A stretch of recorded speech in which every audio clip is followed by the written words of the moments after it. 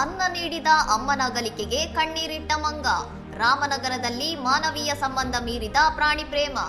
ಚನ್ನಪಟ್ಟಣ ತಾಲೂಕಿನ ಬಿಬಿಹಳ್ಳಿಯ 85 ವರ್ಷದ ಪಾರ್ವತಮ್ಮ ಎಂಬುವವರು ತಮ್ಮ ಮನೆ ಬಳಿ ಬರುತ್ತಿದ್ದ ಮಂಗಗಳಿಗೆ ನಿತ್ಯವೂ ಪ್ರೀತಿಯಿಂದ ಆಹಾರ ನೀಡುತ್ತಿದ್ದರು.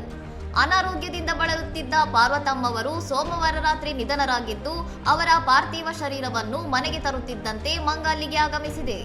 ತನ್ನ ಆಪ್ತ ಒಡನಾಡಿಯ ಅಗಲಿಕೆಯಿಂದ ಮರುಗಿದ ಮಂಗ ವೃದ್ಧೆಯ ಶವವನ್ನು ತಬ್ಬಿಕೊಂಡು ಮುಖಕ್ಕೆ ಮುತ್ತಿಕ್ಕಿ ಕಣ್ಣೀರಿಟ್ಟ ದೃಶ್ಯ ನೆರೆದಿದ್ದವರ ಕಣ್ಣಾಲಿಗಳನ್ನು ತೇವಗೊಳಿಸಿದೆ.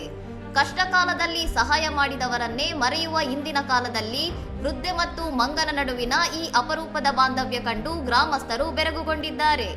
ರಾಯರದೊಡ್ಡಿಯಲ್ಲಿ ನಡೆದ ಈ ಹೃದಯ ಸ್ಪರ್ಶಿ ಘಟನೆಯ ವಿಡಿಯೋ ಸಾಮಾಜಿಕ ಜಾಲತಾಣಗಳಲ್ಲಿ ವೈರಲ್ ಆಗಿದ್ದು, ಮೂಕ ಪ್ರಾಣಿಯ ಕೃತಜ್ಞತಾ ಭಾವಕ್ಕೆ ಮೆಚ್ಚುಗೆ ವ್ಯಕ್ತವಾಗಿದೆ. ಇನ್ನಷ್ಟು ಸುದ್ದಿಗಳಿಗಾಗಿ ನೋಡ್ತಾ ಇರಿ ಸೌರಂ ಟಿವಿ.